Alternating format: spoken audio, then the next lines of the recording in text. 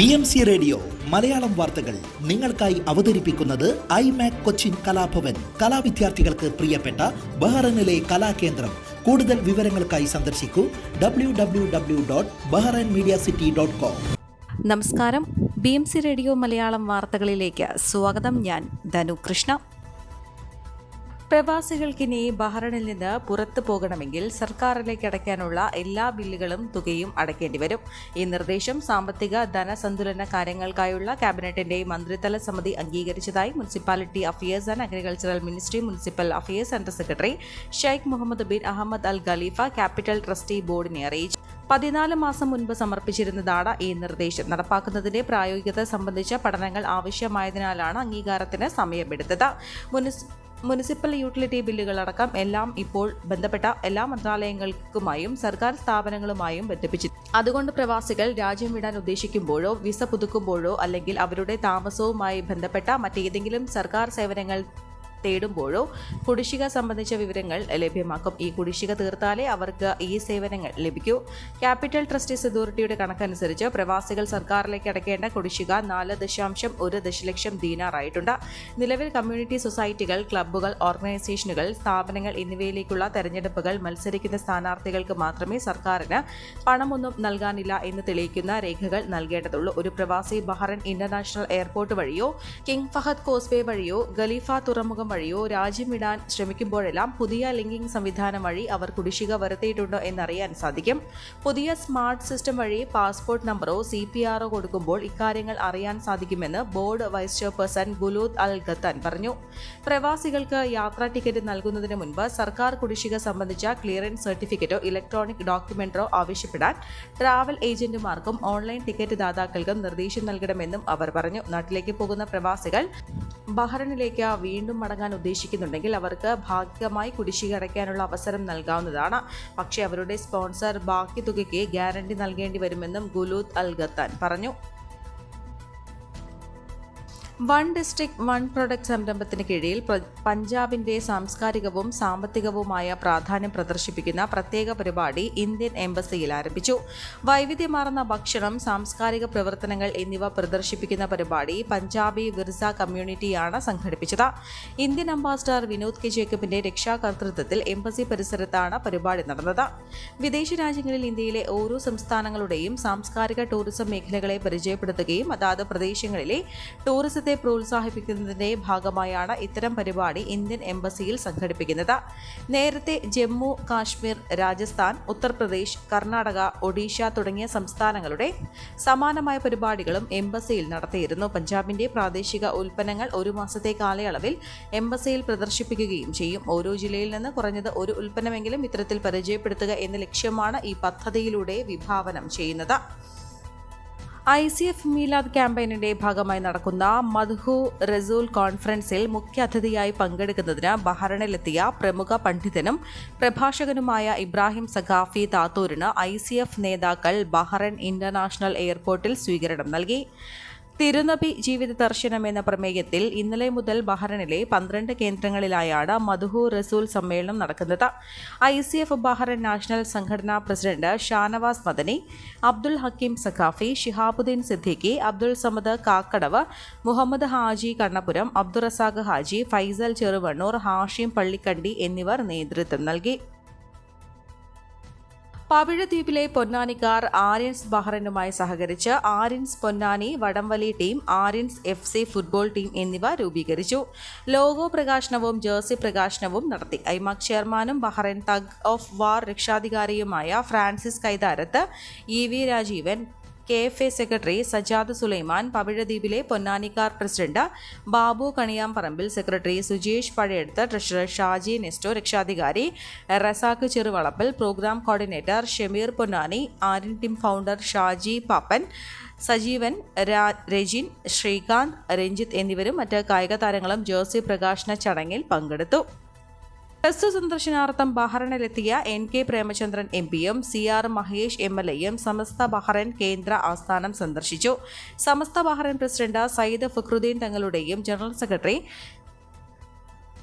SM Abdul വാഹിദിന്റെയും നേതൃത്വത്തിൽ ഊഷ്മള സ്വീകരണം നൽകി. KMCC Bahrain organising secretary Gafoor Kaipamangalam, vice president Shaheer Kattampilly, Samastha സഹയാത്രികനും ജീവകാരുണ്യ പ്രവർത്തകനുമായ റഹീം വാവാകുഞ്ഞ്, സാമൂഹിക പ്രവർത്തകൻ നിസാർ കൊല്ലം തുടങ്ങിയവരും സന്നിഹിതരായിരുന്നു.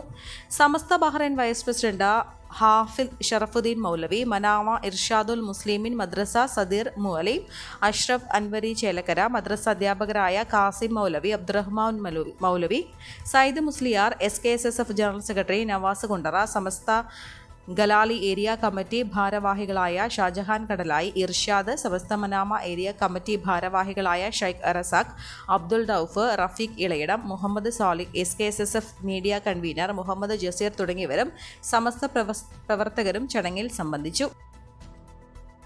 CPIM ജനറൽ സെക്രട്ടറി സീതാറാം യെച്ചൂരിയുടെ അപ്രതീക്ഷിത വിയോഗം പ്രവാസ ലോകത്തെയും ദുഃഖത്തിലാഴ്ത്തി. വരുന്ന ഡിസംബറിൽ ബഹ്റൈനിൽ വരാനിരിക്കെയാണ് അദ്ദേഹത്തിന്റെ വേർപാടുണ്ടായത്. ബഹ്റൈൻ പ്രതിഭയുടെ 40ാം വാർഷികാഘോഷത്തിന് മുഖ്യാതിഥിയായി അദ്ദേഹത്തെയാണ് തീരുമാനിച്ചിരുന്നത്. അദ്ദേഹത്തെ ക്ഷണിക്കുകയും അദ്ദേഹം വരാമെന്ന് സമ്മതിക്കുകയും ചെയ്തിരുന്നതായി പ്രതിഭ രക്ഷാധികാരിയും ലോക കേരള സഭാംഗവുമായ സുബൈർ കണ്ണൂർ പറഞ്ഞു. രാഷ്ട്രീയ ഭേദമന്യേ എല്ലാ പ്രവാസി സംഘടനകളും അദ്ദേഹത്തിന്റെ നിര്യാണത്തിൽ അനുശോചിച്ചു. മതേതര ജനാധിപത്യത്തിന് വലിയ വെല്ലുവിളി നേരിടുന്ന കാലത്ത് സഖാവ് യെച്ചൂരിയുടെ നേരത്തെയുള്ള വിയോഗം മതേതര സോഷ്യലിസ്റ്റ് ചേരിക്ക് കനത്ത നഷ്ടമാണെന്ന് ബഹ്റൈൻ പ്രതിഭ അനുശോചന കുറിപ്പിൽ പറഞ്ഞു. പ്രതിഭയുടെ 40ാം വാർഷികത്തിന്റെ ബഹ്റൈനിലെ സമാപന വേദിയിൽ ഡിസംബർ 2ാം വാരത്തിൽ അദ്ദേഹത്തെ പ്രതീക്ഷിച്ചിരിക്കുകയായിരുന്നു.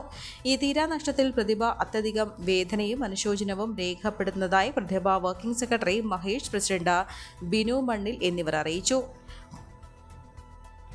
ഉത്തമനായ കമ്മ്യൂണിസ്റ്റും ക്രാന്തദർശിയുമായ നേതാവായിരുന്നു അദ്ദേഹം. അസാധാരണമായ വ്യക്തി സൗഹൃദം കാത്തുസൂക്ഷിച്ച വിപ്ലവ നക്ഷത്രമായിരുന്നു. ഇന്ത്യ സഖ്യത്തെ മുന്നോട്ട് നയിക്കാൻ അക്ഷീണം യത്നിച്ച മികച്ച സംഘാടകൻ കൂടിയായിരുന്നു സീതാറാം യെച്ചൂരി.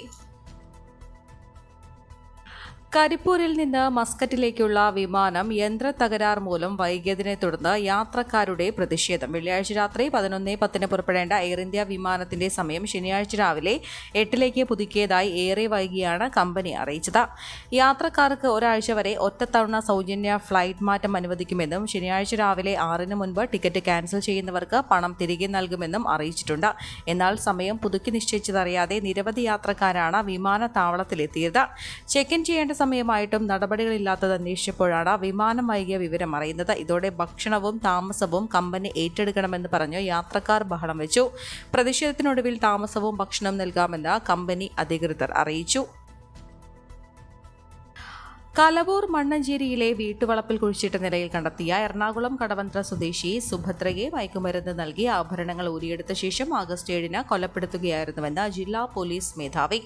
ബോധം വന്നപ്പോൾ ആഭരണങ്ങൾ ചോദിച്ചതും പരാതി കൊടുക്കുമെന്ന് പറഞ്ഞതുമാണ് കൊലപാതകത്തിലേക്ക് നയിച്ചതെന്നും പോലീസ് മേധാവി MP മോഹനചന്ദ്രൻ വാർത്താ സമ്മേളനത്തിൽ പറഞ്ഞു. അറസ്റ്റിലായ പ്രതികളെ മണ്ണഞ്ചേരിയിൽ സംഭവം നടന്ന വീട്ടിലെത്തിച്ച് തെളിവെടുത്ത ശേഷം കോടതിയിൽ ഹാജരാക്കി റിമാൻഡ് ചെയ്തു. വ്യാഴാഴ്ച മണിപ്പാലിൽ നിന്ന് പിടിയിലായ ദമ്പതികൾ കലവൂർ, കാട്ടൂർ, പള്ളിപ്പറമ്പിൽ മാത്യൂസ്, ഭാര്യ ഷർമിള എന്നിവരെയും കൂട്ടുപ്രതി കാട്ടൂർ സ്വദേശി റൈനോൾഡിനെയുമാണ് റിമാൻഡ് ചെയ്തത്. തങ്ങളാണ് കൊലപാതകം നടത്തിയതെന്നും ദമ്പതികൾ ചോദ്യം ചെയ്യലിൽ സമ്മതിച്ചു. സുഭദ്രയിൽ നിന്ന് വാങ്ങിയ പണം തിരികെ നൽകാതിരിക്കാനും സ്വർണം തട്ടിയെടുക്കാനുമായിരുന്നു കൊലപാതകം. മയക്കൻ ഗുളികകൾ എത്തിച്ചു കൊടുത്തത് റൈനോൾഡാണ്. ഗുളിക കൊടുത്ത് ആദ്യം മാല ഉൾപ്പെടെയുള്ള സ്വർണം ഊരിയെടുത്ത് ആഗസ്റ്റ് 4-ാം തീയതിയായിരുന്നു. 7-ാം തീയതി പുലർച്ചെയാണ് കൃത്യം നടത്തിയത്. കൊലപ്പെടുത്തിയ ശേഷമാണ് കമ്മലുകളും മൂക്കുത്തിയും എടുത്തത്. 2 മാസം മുൻപ് കൊലപാതകം ആസൂത്രണം ചെയ്തിരുന്നു. കടവന്ത്രയിലെ സുഭദ്രയുടെ വീട്ടിൽ വെച്ചും കൊല ചെയ്യാൻ ശ്രമിച്ചിരുന്നു. അത് നടക്കാതെ വന്നതിനാലാണ് മണ്ണഞ്ചേരിയിലെ വീട്ടിലേക്ക് സുഭദ്രയെ കൊണ്ടുവന്നത്. അതിനും റൈനോൾഡിന്റെ സഹായം ഉണ്ടായിരുന്നു. ദമ്പതികളെ വെള്ളിയാഴ്ച രാവിലെ 9-ഓടെയാണ് മണ്ണഞ്ചേരി പോലീസ് സ്റ്റേഷനിൽ എത്തിച്ചത്. തുടർന്ന് ഡിവൈഎസ്പി മധു ബാബു ഉൾപ്പെടെയുള്ളവർ ചോദ്യം ചെയ്തു. കഴിഞ്ഞ ചൊവ്വാഴ്ച കോർത്തുശ്ശേരിയിലെ വീട്ടുവളപ്പിൽ നിന്ന് മൃതദേഹം കുഴിച്ചെടുക്കുന്നതിന് മുൻപ് 4-അംഗ പോലീസ് സംഘം ഉടുപ്പിയിലേക്ക് സ്വകാര്യ കാറിൽ പോയിരുന്നു. ഇവർ അവിടെ നടത്തിയ അന്വേഷണത്തിൽ പ്രതികളെക്കുറിച്ച് സൂചന ലഭിച്ചില്ല. അതിനിടെ പോലീസ് കൊച്ചിയിൽ ഷർമിള നേരത്തെ താമസിച്ചിരുന്ന സ്ഥലത്തെ ചില പരിചയക്കാരുമായി ബന്ധപ്പെട്ട് കർണാടകയിലെ ഇവരുടെ സുഹൃത്തുക്കളുടെ വിവരം തേടി. ഇവരുമായി ബന്ധപ്പെട്ട പോലീസ് പ്രതികളെ വിവരം ലഭിച്ചാൽ അറിയിക്കാനും നിർദ്ദേശിച്ചു.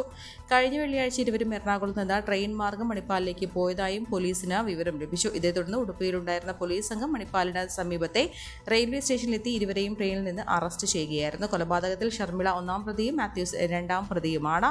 റൈനോൾഡിന് കൃത്യത്തിൽ നേരിട്ട് പങ്കില്ല. എന്നാൽ ഇയാൾ ഗൂഢാലോചനയിൽ പങ്കാളിയാണെന്നും പോലീസ് പറഞ്ഞു.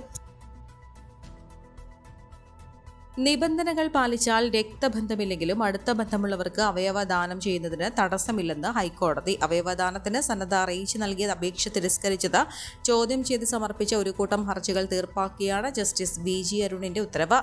ജില്ലാ ഓതറൈസേഷൻ സമിതിക്ക് രേഖകൾ സഹിതം നൽകിയിട്ടും അവയവ മാറ്റത്തിന് അനുമതി നിഷേധിച്ചില്ലെന്നാണ് ഹർജിയിലെ ആരോപണം.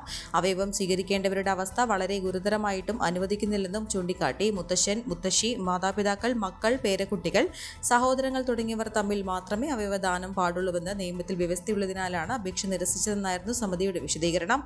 എന്നാൽ ഓതറൈസേഷൻ സമിതിയുടെ മുൻകൂർ അനുമതി വേണമെന്ന വ്യവസ്ഥയോടെ രോഗിയുമായി വൈകാരിക അടുപ്പമടക്കമുള്ള ചില പ്രത്യേക ബന്ധമുള്ളവർക്കും നിയമപ്രകാരം അവയവം ദാനം ചെയ്യാമെന്നും കോടതി ഉത്തരവുകളുണ്ടെന്ന ഹർജിക്കാരുടെ അഭിഭാഷകൻ TP സാജിദിന്റെ വാദം കോടതി അംഗീകരിച്ചു. സമിതിയുടെ മുൻകൂർ അനുമതിയില്ലാതെ അവയവം നീക്കം ചെയ്യാനാവില്ലെന്നും വ്യവസ്ഥയുണ്ട്. ഈ ഉത്തരവുകളുടെ അടിസ്ഥാനത്തിൽ അപേക്ഷ നിരസിച്ച ഓതറൈസേഷൻ സമിതിയുടെ ഉത്തരവ് നിലനിൽക്കുന്നതല്ലെന്നും കോടതി ചൂണ്ടിക്കാട്ടി. വിദ്യാഭ്യാസ സ്ഥാപനങ്ങളിൽ വാഹനങ്ങളിലുള്ള അഭ്യാസം വിലക്കി ഹൈക്കോടതി. കഴിഞ്ഞ ദിവസം ഓണാഘോഷത്തിന്റെ മറവിൽ കോഴിക്കോട്, ഫറൂഖ്, കണ്ണൂർ, കാഞ്ഞിരങ്ങോട്, നെഹ്റു കോളേജുകളിലെയും റോഡിലും വാഹനങ്ങളിൽ നടന്ന അപകടകരമായ റോഡ് ഷോയുമായി ബന്ധപ്പെട്ട് സ്വമേധയാ സ്വീകരിച്ച ഹർജിയിലാണ് justice Anil K. Narendran, justice PG Ajith Kumar എന്നിവരടങ്ങുന്ന ഡിവിഷൻ ബെഞ്ചിന്റെ ഉത്തരവ്. ഇത്തരം സംഭവങ്ങൾ ആവർത്തിക്കാതിരിക്കാൻ പോലീസ് മേധാവിയും ഗതാഗത കമ്മീഷണറും നടപടി ഉറപ്പുവരുത്തണമെന്നും ഫാറൂഖ്, കണ്ണൂർ കോളേജുകളിലെ സംഭവത്തിൽ പ്രോസിക്യൂഷൻ നടപടികൾ സ്വീകരിക്കണമെന്നും കോടതി നിർദ്ദേശിച്ചു. ഈ വാർത്തയോടുകൂടെ BMC റേഡിയോ മലയാളം വാർത്തകൾ സമാപിക്കുന്നു. നന്ദി, നമസ്കാരം.